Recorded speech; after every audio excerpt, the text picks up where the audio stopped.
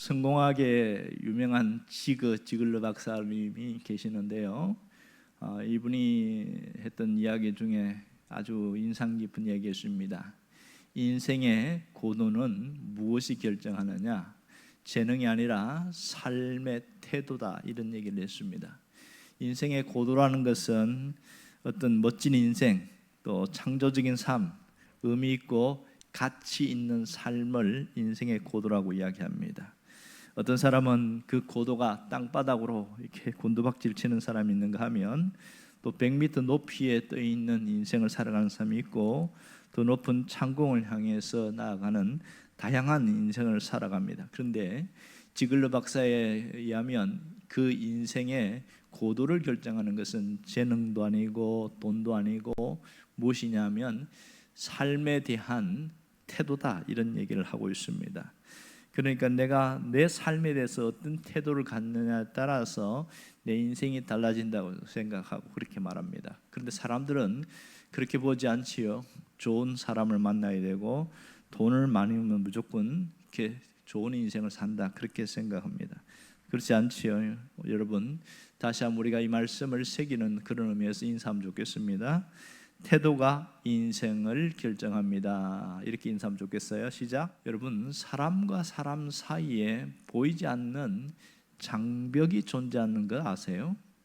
분명히 함께 만나서 대화하는데 저 사람은 이게 대화가 안 된다, 그런 장벽이 있습니다.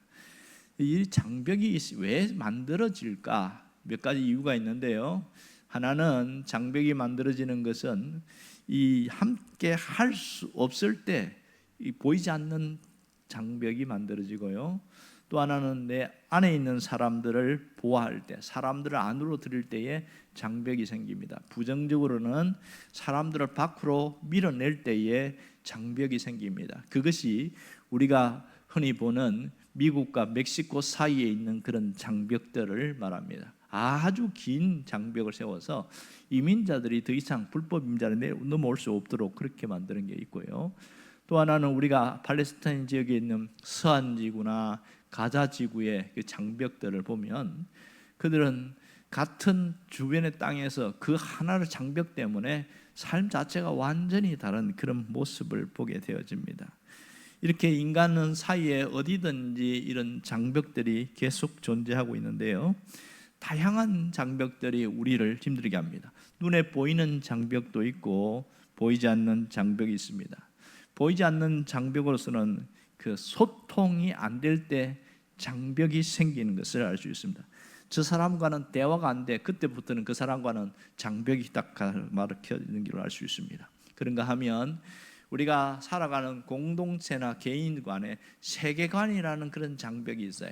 그런 세계관의 장벽에 딱 갇혀 있으면 그 사람 하나를 어떤 매장하는데 너무너무 쉽게 하는 경우가 있습니다. 예를 들어서 이런 거죠. 옛날에는 천동설을 믿었습니다. 모든 것이 지구를 중심으로 돈다, 이렇게 믿었어요. 이게 이제 천주교의 어떤 교황으로부터 분리돼서 인간의 중심은 지구다.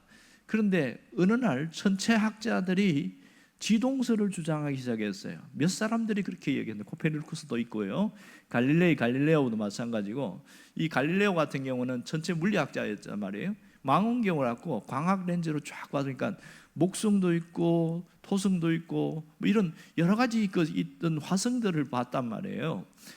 지구는 보이지 않는 태양을 중심으로 지구가 돌아가는구나, 이게 지동설이거든요. 그런데 그것 때문에 재판에 불려갔잖아요. 그러니까 법정에 불려가, 그것도 그 종교재판이죠. 너 천동설이냐 지동설이냐 확실히 해라. 그럴 때에 이제 지동설을 주장하면 자기만 불이익을 당하는 것이 아니고 주변에 있는 사람께 굉장히 어려움을 당하니까 할 수 없이 법정 안에서는 자기가 주장하는 지동설을 철회했습니다. 그러면서 그 법정을 나오면서 했던 유명한 말이 있죠. 뭐라고 그러냐면, 그래도 지구는 돈다, 이랬습니다. 그러니까 나중에 천주교에서도 그거 폐기했지요. 말도 안 되는 얘기라고. 이게 가치관의 장벽입니다.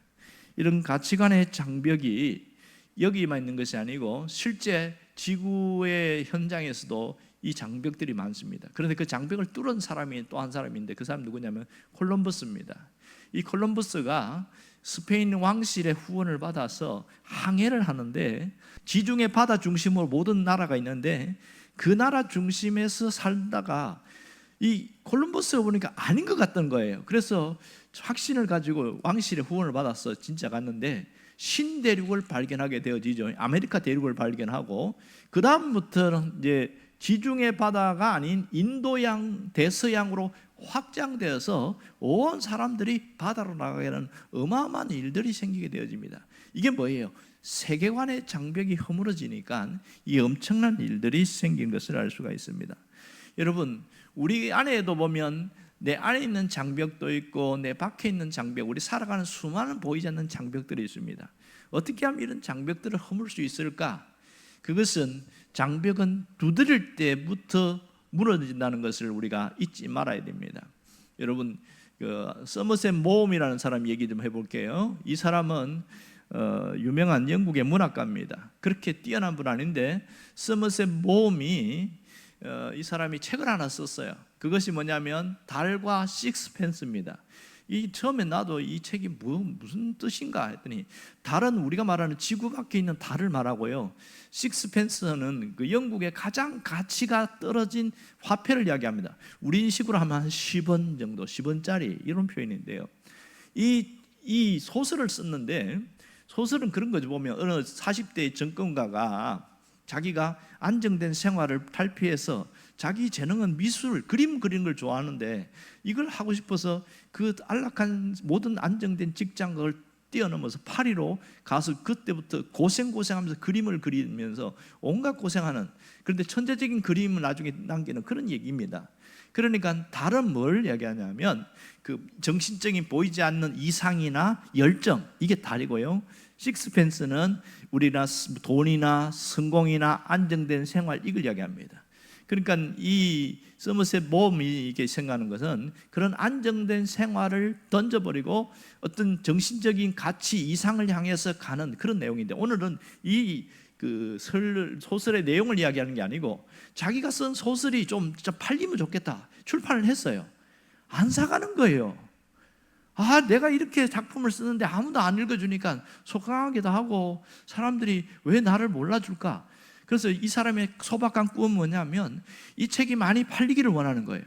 왜냐하면 책이 팔려야 다음 작품을 쓸 수 있으니까, 글을 쓰고 싶은 게 자기 소망이니까 그렇게 하고 싶은데 아무도 안 사주고 뭐 소수의 몇 사람만 사니까 그거 돈이 안 되잖아요. 그래서 고민하다가 기발한 생각을 만들어냈습니다. 그 영국의 신문사에다가 광고에다가 이렇게 써놨어요.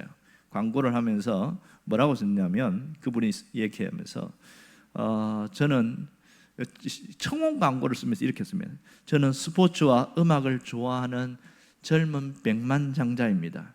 그리고 교양 있고 온화하며 감상적인 성격의 소유자입니다. 저는 달과 식스펜스의 여주인공을 닮은 아름다운 여인과 결혼하고자 합니다. 그런 분이 계신다면 저에게 꼭 연락해 주시기 바랍니다. 청혼 광고를 그렇게 낸 거예요.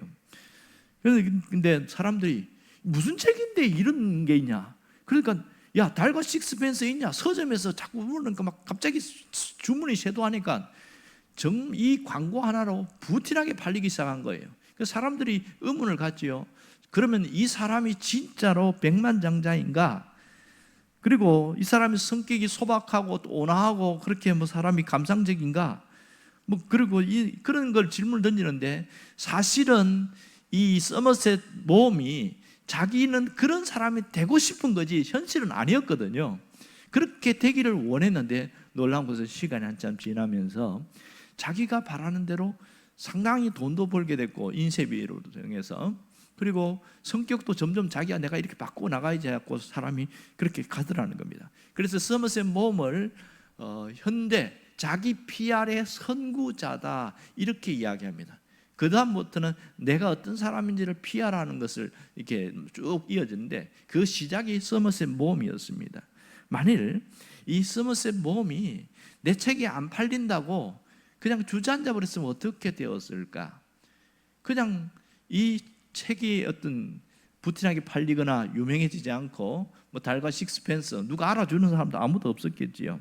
그런데 이 책은 꼭 읽어봐야 된다고 하고 그렇게 해서 기발한 아이디어로 자기의 장벽을 뛰어넘으려고 했더니 진짜 유명해진 어떤 문학가가 됐다는 얘기가 있습니다. 여러분, 우리가 보이지 않는 장벽이 처음에는 뭘로 오냐면 고민과 갈등으로 옵니다. 이거 어떻게 해야 되지? 이거 어떻게 해야 되지? 그런데 거기서 사람들은 어두운 생각이 계속 밀려 들어옵니다. 오늘 성경에도 그런 사람이 나오는데 누구냐면 야곱입니다. 야곱은 아버지의 대를 이어서 계속 이 가나안이라는 지역, 지금 팔레스타인 지역이죠. 거기서 계속 살고 있었는데 그러다가 자기에게 아픔이 있었잖아요. 어떤 아픔이냐면 요셉이라는 11번째 아들을 잃어버린 거예요. 죽었다고 생각했어요. 그래서 죽었다고 생각했던 그 요셉이 20년 만에 애굽에 살아있다고 그렇게 듣고 그것도 그냥 살아있는 게 아니고 총리가 되었다는 것을 들은 거예요. 그 소식을 누가 전했냐? 10명의 아들들이 가서 직접 보고서 그리고 요셉의 초청장을 들고 온 거예요. 총리의 초청장이죠. 그래서 오라고 또 설상가상으로 그 가나안 지역은 흉년이 있어서 도무지 살 수가 없는 그런 두 개가 겹치면서 가야 되냐 말아야 되냐. 일단은 이 아들들이 아버지 갑시다. 그렇게 해갖고 짐을 챙겨서 내려가요. 거기 출발지가 헤브론이었단 말이에요. 가다가 브엘세바라는 지역에서 딱 멈췄어요. 이 브엘세바는 할아버지였던 아브라함이 거기서 거주했고 그 다음에 아버지였던 이삭이 거기도 있었고 근데 이제 야곱은 이제 헤브론으로 옮겼죠. 그렇게 해서 여기서 이제 지나가게 되면 이제 광야입니다. 그리고 이제 지나가면 이제 애굽인데 여기서 안 가는 거예요. 멈추고 나서 그걸 뭘 했냐? 희생 제사를 드렸다. 브엘세바에서 희생 제사를 드리는 겁니다. 그러니까 이 자식들 입장에 답답한 거죠. 아버지 빨리 갑시다. 왜 여기서 뭐 갑자기 제사 드리고 합니까? 야야 이거는 그냥이 아니다. 그러니까 할아버지도 너희 아버지도 여기서 희생제 너희들 볼 때는 정조 할아버지고 그렇겠죠. 그렇게 했기 때문에 제사 드리는데도 뭐 아버지가 그래 그런가 보다 생각하는데 이 야곱의 마음에는 갈등이 굉장히 많았어요. 희생 제사의 표현적인 뭐냐면 감사제라는 말입니다. 이게 그런데 야곱에게는 무슨 고민이 있었냐면 이 가나안 땅 자체가 하나님의 약속의 땅이고 하나님이 여기를 머물라고 하는 땅이기 때문에 가는 것에 대한 심각한 고민이 생긴 거예요. 심지어 흉년이 들어서 양식이 떨어졌을 때에 자기가 직접 내려갈 수도 있고 물론 나이가 많아서 안 간 것도 있긴 하지만 그런데 자기는 가나안 땅을 안 떠나는 거예요. 그리고 10명의 아들들을 애굽에 보내서 양식을 사오게 하고 그랬단 말이에요. 그런데 자기 아들이 살아있다는 얘기 듣고 초청장을 들고 가려고 하니까 굉장한 고민이 생겨요. 신앙적인 고민인 거죠. 그 다음에 이 두려움이 왔어요. 여기서 멈춘 두려움, 야곱이 갖고 있는 두려움은 약 3가지로 정리할 수 있는데요.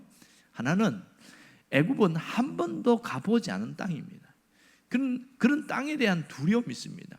또 하나는 애굽이라는 나라가 그 당시 최강의 강대국이었고요. 그렇지만 하나님을 믿지 않는 나라이기 때문에 여기서 과연 신앙생활을 제대로 할 수 있을까? 그런 굉장한 두려움이 있었습니다. 3번째는 자기가 나이가 많아요. 인생 말년에 그러니까 130세에 떠났단 말입니다. 인생 말년에 다시 또 언제 돌아올지도 모르겠고 가면 끝일 것 같다. 그래서 떠난다는 것 자체가 굉장히 두려움을 갖게 만들었습니다. 그래서 하나님 앞에 뭘 했습니까? 희생 제사를 드렸다. 그러니까 하나님이 희생 제사를 드렸다는 게 뭘 의미하냐면 여기서 보세요. 다시 한번 이걸 얘기를 보기 전에 1절에 야곱의 심정을 한번 읽어봅시다. 다시요. 이스라엘이 모든 소유를 이끌고 떠나 브엘세바에 이르러 그의 아버지 이삭의 하나님께 희생 제사를 드리더니 이 앞에 이스라엘은 야곱을 말하죠. 자 여기서 보면 브엘세바에 이르러 희생 제사를 드리더니 그것이 원문으로 보면 한 번 제사를 드린 게 아니고 여러 번 최소한 2-3번 이상 반복적으로 제사를 드렸다 이렇게 나와 있거든요. 그러면 야곱이 이렇게 한 번이 아니고 여러 번 희생 제사를 드린 이유가 뭘까? 그 고민 때문에 그렇지요. 아까 제가 야곱이 갖고 있는 두려움 이야기했잖아요. 그런 고민이 있는데 이 희생제사를 드리는 데는 딱 두 가지입니다. 하나는 내가 갖고 있는 이 신앙적 고민, 그 다음에 하나님의 약속을 저버리고 가는 것이냐는 그 고민에 대한 것을 제사를 드림으로써 드러내는 겁니다. 하나님이 말씀하신 게 아니면 내가 이 땅을 떠나지 않겠다는 그런 마음을 가지고 제사를 드리는 거죠. 두 번째는 그것이 하나님의 선하신 뜻이 무엇인지를 묻는 것이 희생제사였습니다. 아마도 제사를 드리면서 야곱의 심정으로 보면 이런 기도를 하지 않았을까 싶습니다.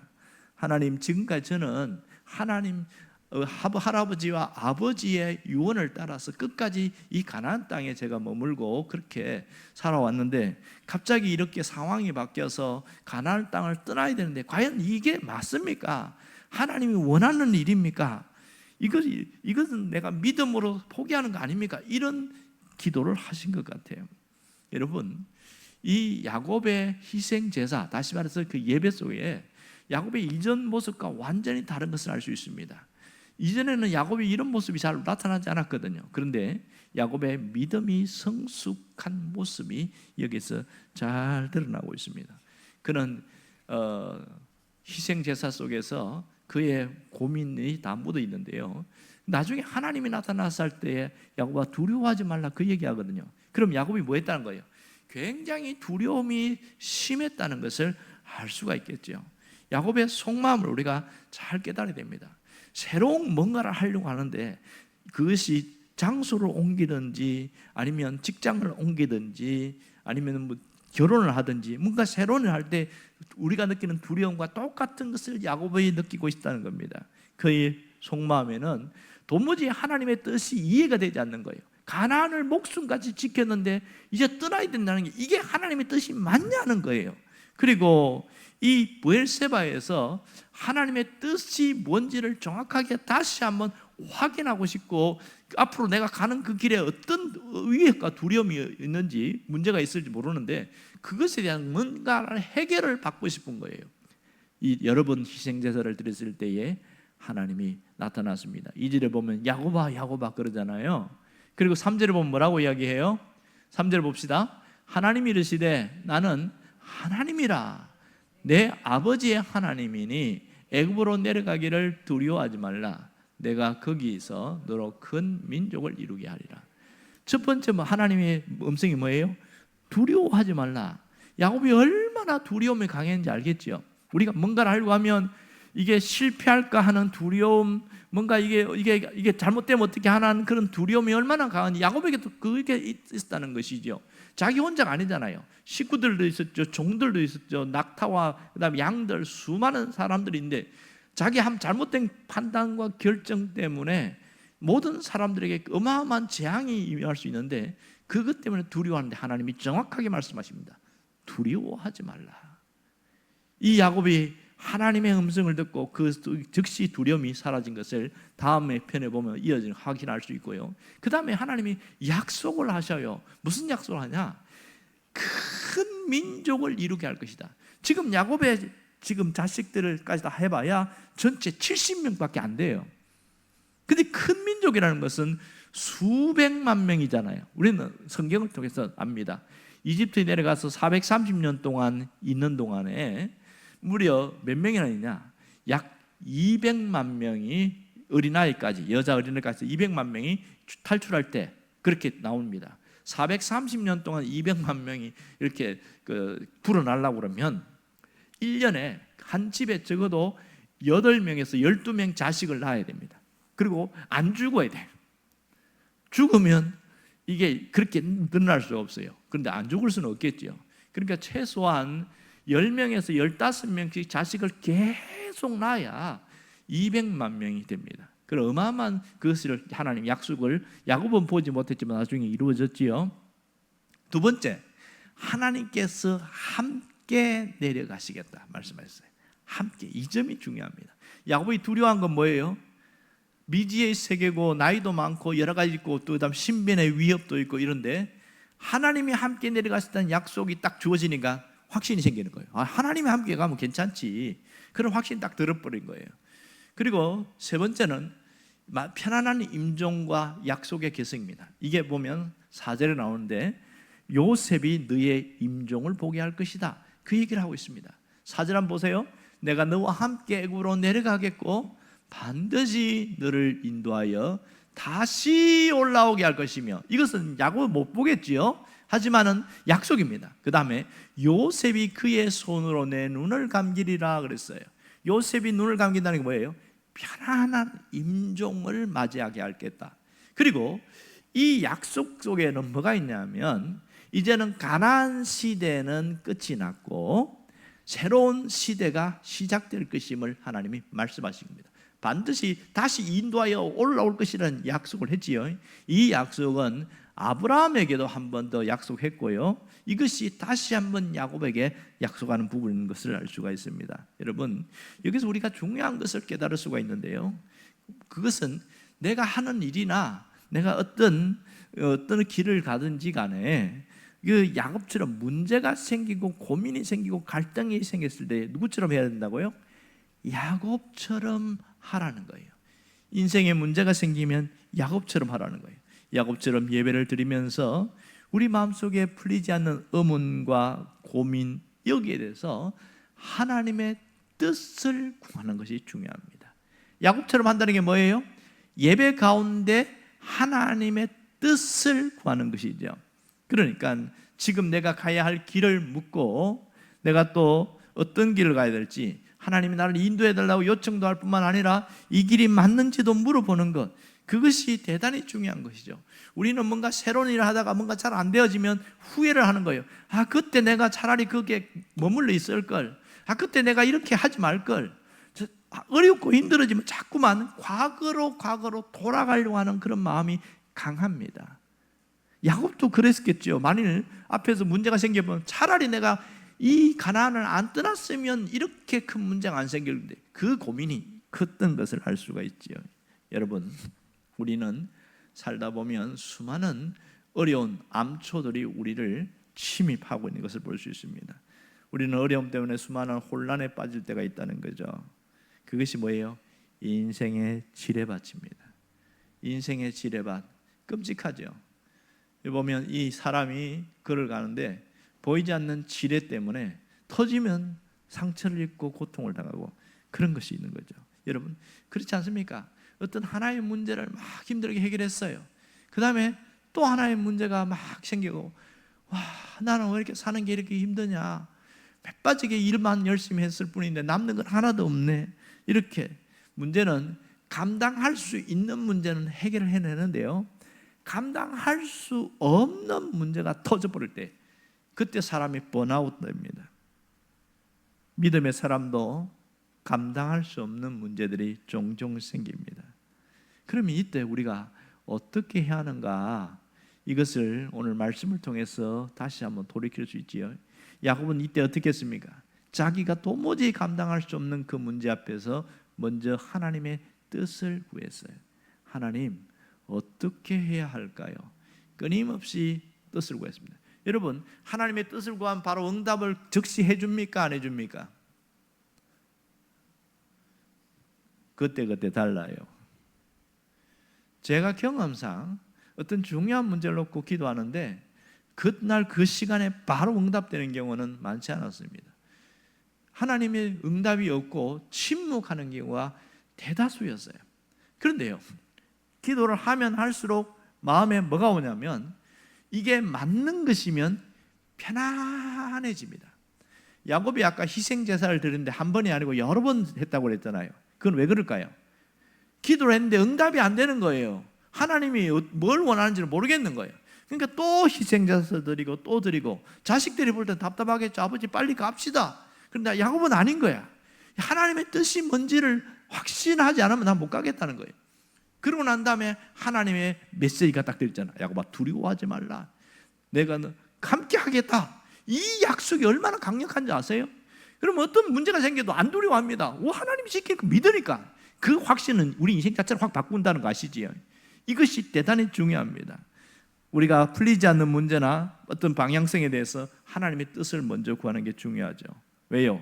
하나님은 나의 길을 인도하시는 분이니까. 믿습니까? 하나님은 나의 길을 인도하시는 분이십니다. 때로는 하나님의 뜻이라고 믿고 뭔가 시작했는데 현실은 정반대로 이룰 때가 있고요. 잘 안 풀리고 어렵고 복잡해지고 그리고 점점 안 되어지고 그럴 때 야 이거 내가 잘못 기도했나? 그런 생각을 때가 있어요. 하나님의 뜻은 하나님은 나를 인도하시는 분인데 하나님은 내가 갈 길을 인도하신다는 거예요. 믿습니까? 그 믿음이 없으면 우리는 껍데기 신앙생활 할 수밖에 없어요. 그런데 그 믿음이 있는 사람, 하나님이 나의 길을 인도하신다. 믿음이 있는 사람은요, 기도가 다르고 말하는 게 다르고 신앙생활 자체가 달라집니다. 눈앞에 현실을 보지 않고 하나님이 역사하실 걸 보게 되어진다는 것이죠. 여러분이 그런 사람 될 수 있기를 원합니다. 누구나 사람 자신 앞에는 가로막는 장벽들이 존재한다는 사실입니다. 이 가로막는 장벽 때문에 무너질 것이냐 아니면 뚫고 나갈 것이냐 아니면 뛰어넘을 것이냐 누가 결정합니까? 내가 결정하는 거예요. 어떤 사람은 그 장벽이 질병일 수가 있어요. 어떤 사람은 그 장벽이 물질일 수가 있어요.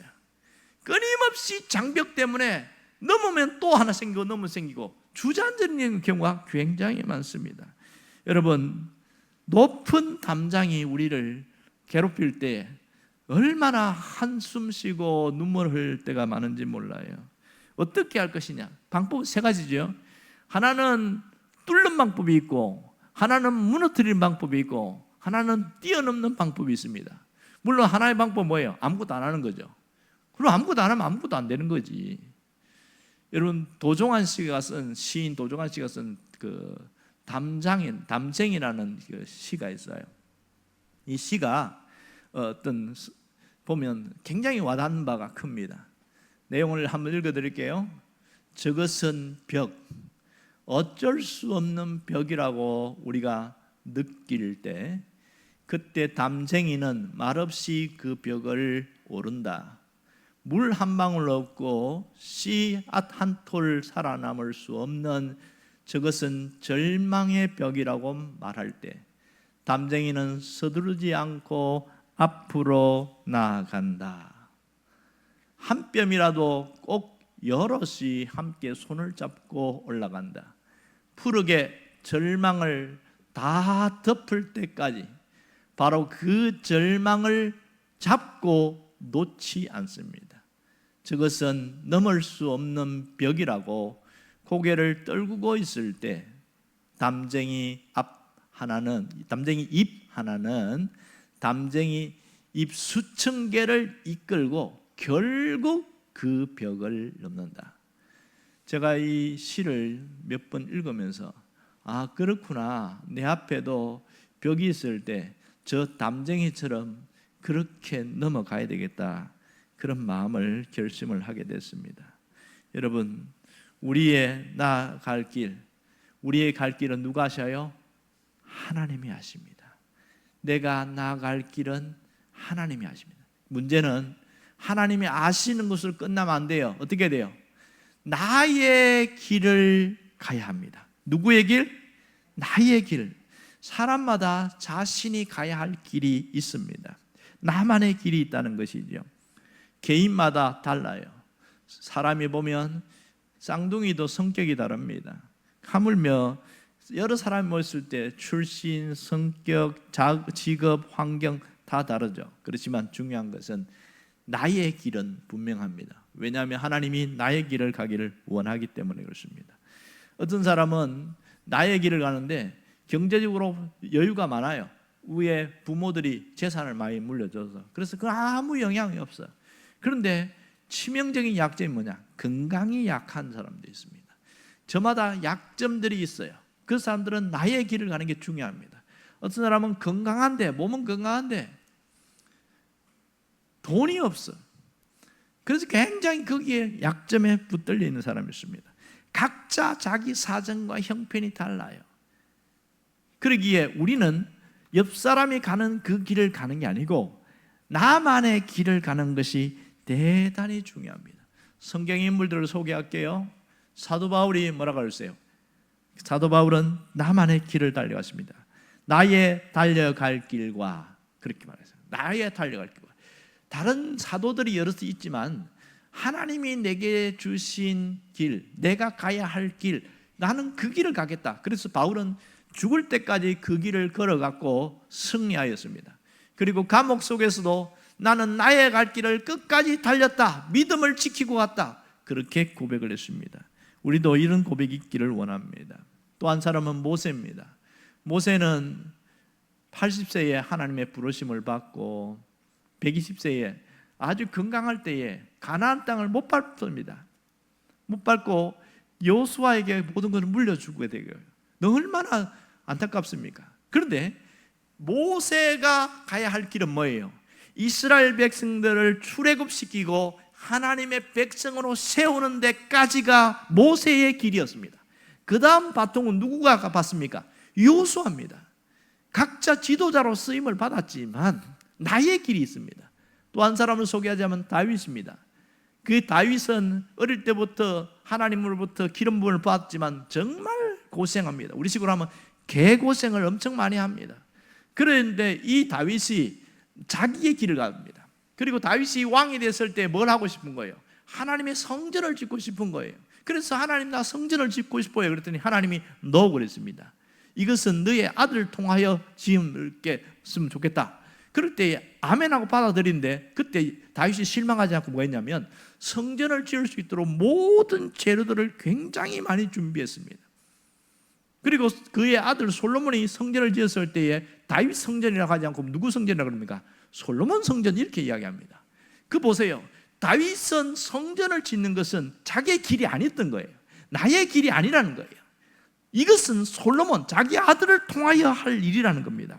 여러분, 다윗이 이것을 못한다고 해서 억울했을까요? 성경에 보면 그런 면이 한 번도 나오지 않습니다. 당연히 하나님의 말씀대로 아멘 했습니다. 사람이 우리가 살아가면서 때로는 억울해하고 속상해하고 왜 나는 안 되는가 하고 흔들리고 그런 사람들이 많이 있습니다.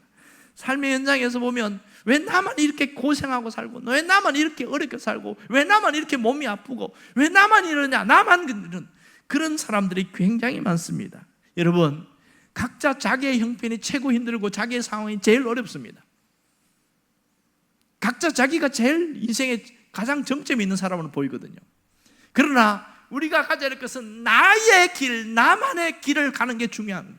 하나님이 원하는 게 그겁니다. 여러분, 사람마다 각자 하나님이 주신 일이 다릅니다. 어떤 사람은 정치가의 길을 가고 어떤 사람은 운동선수의 길을 갑니다. 어떤 사람은 목사의 길을 가고 어떤 사람은 선교사의 길을 갑니다. 똑같이 직장을 다니더라도 어떤 사람은 사업하는 길로 가고 어떤 사람은 직장 생활로 갑니다. 사업하는 건 빛과 번쩍가 좋아 보이는데 속에 들어가 보면 속이 문드러지는 경우 굉장히 많습니다.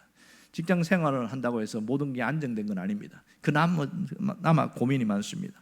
어떤 분은 일을 하지 않고 주부의 길을 갑니다. 그 자체가 나쁘다고 생각하는 사람은 불쌍한 사람입니다. 이게 얼마나 소중하고 중요한 것이냐 아는 사람은 가치 있게 나는 최상의 인생을 산다 그럽니다. 여러분, 그 유명한 그 수도사 중에서 로렌스 형제 아시지요? 들어본 사람이 있을 거예요. 로렌스 형제는 수도사로서 있는 게 어디서 일한 줄 아세요? 부엌에서 밥 짓는 거였어요. 남자들이 그 남자 수도사들을 위하여 밥 짓는 일을 했습니다. 그런데 그 부엌에서 밥을 지으면서 뭐 했냐면 기도하기 시작한 거예요. 그래서 거기서 영성을 쌓아갖고 로렌스 형제들이 쓴 책이 기가 막히게 영성이 뛰어난데, 자기는 밥 짓는 그것이 하나님이 내게 주신 천직이다 생각하고 얼마나 감사하고 이걸 먹는 걸 보고 얼마나 기뻐하는지, 그 분의 영성을 보면 오히려 성전에서 기도한 그 수도사들보다 훨씬 영성이 뛰어납니다. 어디에 있느냐가 중요한 것이 아니라 내가 어떤 태도를 가지고 살아가느냐가 대단히 중요한 거예요. 내가 지금 뭘 하고 있느냐가 아니고 지금 어떤 자세로 일하고 있느냐가 대단히 중요한 거죠.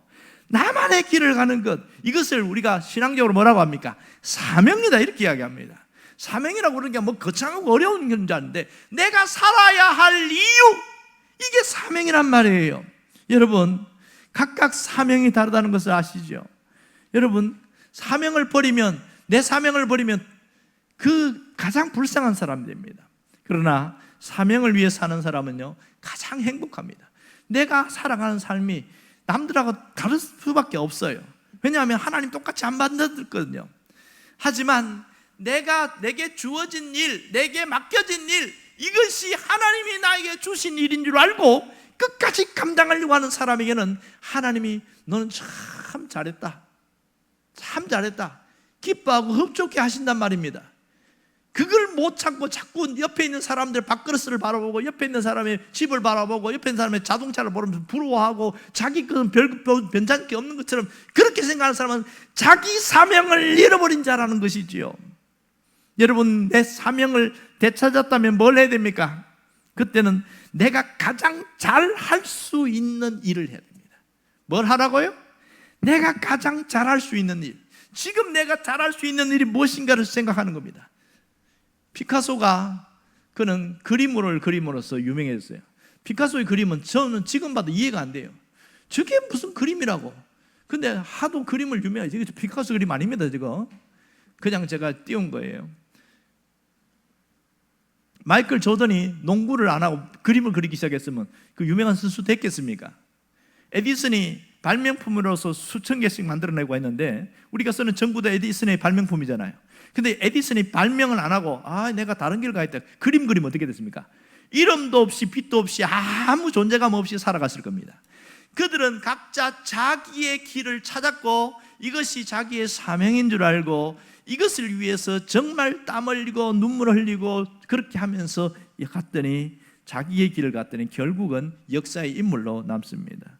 우리는 이런 사람처럼 대단한 존재로 살아가지는 않지만, 이렇게 유명한 인물을 소개하는 이유는 하나님이 내게 주신 나만의 길, 나만이 잘할 수 있는 그 길을 붙들고 놓지 말라는 거죠. 지금 내가 하고 있는 이 길 속에서 하나님이 내게 주신 것을 끝까지 붙들고, 이걸 통해서 하나님 어떻게 섬기면 좋을까요? 어떻게 믿음으로 살아갈까요? 그렇게 결단할 때에 인생은 새로워지기 시작합니다. 내가 하는 삶에 대해서 굉장히 가치 있게 여기고 보람 있게 여기고 아주 소중한 것을 알 수 있습니다. 여러분, 나만의 길을 갈 수 있기를 원합니다. 나만의 길이 여러분 되기를 원합니다. 여러분, JTBC에서 나오는 그 취사병의 전설이 되다는 그런 드라마 혹시 보신 분 있는지 모르겠는데요, 이 취사병으로 온 그 병사가 이 관심병사였어요. 왜냐하면 게임 중독에다가 우울증이 심해다가, 그래서 이게 무슨 마크, 스마일 마크 들고 관심병사니까 언제 사고 칠지 모르는 거예요. 그런데 이 관심병사였던 그 취사병이 그가 자기의 길을 발견하기 시작합니다. 물론 뭐 재밌는 어떤 취사 요리를 통해서 찾아갑니다만은, 그렇게 하면서 마지막에는 가장 최고의 어떤 전설이 되는 그 길로 가는데, 나만의 길을 찾는 것이 얼마나 중요하고, 그리고 그것이 가치 있다고 내가 느껴야 되는 거예요. 이건 다른 사람 아니고 나만이 제일 잘하는 거야. 그리고 소중하게 느낄 줄 알아야 된단 말입니다. 그럴 때 우리는 가장 가치 있는 인생을 삽니다. 똑같은 것을 해도 하나님은 한숨 쉬고 후회하면서 사는 사람과, 내가 이 일을 가장 소중히 여기고 가치 있게 여기면서 사는 사람과 결과가 달라진다는 겁니다. 여러분은 후자가 될 수 있기를 바랍니다. 하나님은 여러분의 삶을 통해서 영광 받으시기를 원해요. 그리고 여러분의 삶을 통해서 가장 보람된 삶을 살기를 원합니다. 그 속에 기쁨이 있고 그 속에 행복이 있어요. 그 속에 삶의 의미가 담겨 있습니다. 오늘 야곱처럼 문제가 생겼을 때에 하나님 앞에 나오시길 바라요. 그리고 하나님의 뜻을 물을 수 있기를 바랍니다. 그것을 발견했으면 뒤돌아보지 않기를 원합니다. 뒤돌아보지 않고 앞만 보고 갈 수 있기를 원합니다. 예수님 뭐라고 그랬어요? 쟁기를 잡고 뒤를 돌아보는 자는 하나님 나라에 합당하지 않다. 쟁기가 뭡니까? 하나님이 내게 주신 사명이에요. 내게 주신 미션이고 내가 살아가야 할 이유, 이것을 붙들고 후회하는 것, 뒤돌아보는 게 후회하고 다시 돌아가는 거잖아요. 그게 아니고 지금 내게 주어진 것이 가장 소중하고 하나님이 내게 맡기신 일이다 믿고 앞으로만 가라고 했습니다. 표대를 향하여 앞으로 간 사도 바울처럼 여러분도 그러한 삶을 살기를 주의 이름으로 축원합니다.